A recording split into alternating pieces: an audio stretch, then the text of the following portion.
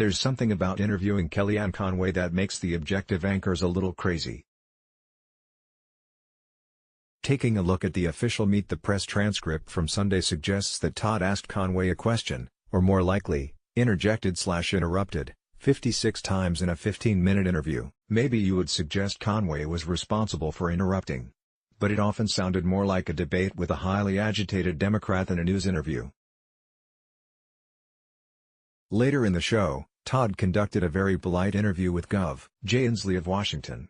In that case, Todd questioned Inslee just 12 times in 8 minutes. And the last question was this goofy softball, running from the West Coast. We know that whatever it is, there's an East Coast bias in this country, even a Central Time Zone bias to this country. Is it? How high is that hurdle sometimes? Just simply the time zone.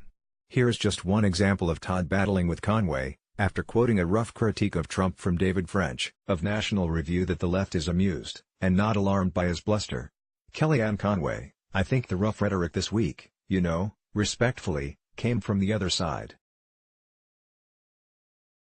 You have this anti-Semitic congresswoman, who has been rebuked by members of her own party. Chuck Todd, whoa, what are you talking, Conway, now saying something happened to someone.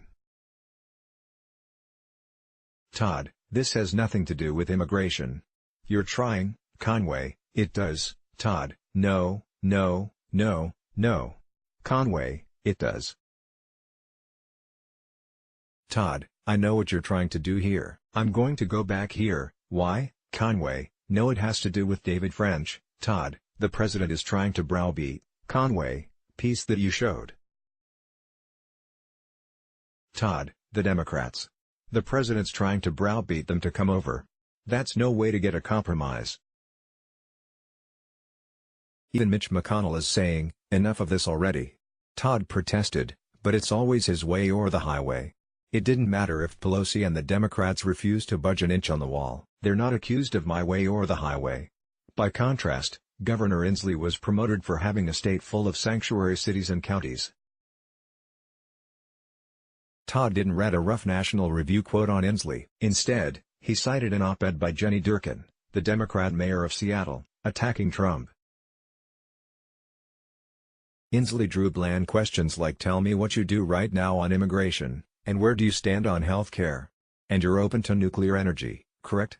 Inslee wasn't challenged much on drastic solutions to global warming, just like Todd coddled Alexandria Ocasio-Cortez as she suggested the Green New Deal isn't a big government takeover. Todd asked one question on the passionate protests in France against carbon taxes, and drew a puke-tastic answer. Todd, we've seen the Yellow Vest movement in France.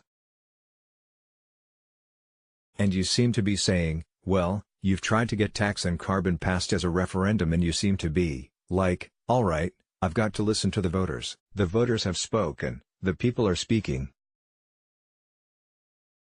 And that may be taxing, pricing carbon isn't the answer. What is the answer if you can't do it that way? Inslee, well, there are many answers. What we've learned is the most important renewable fuel in this battle against climate change is the fuel of perseverance. Let's block ads. Why?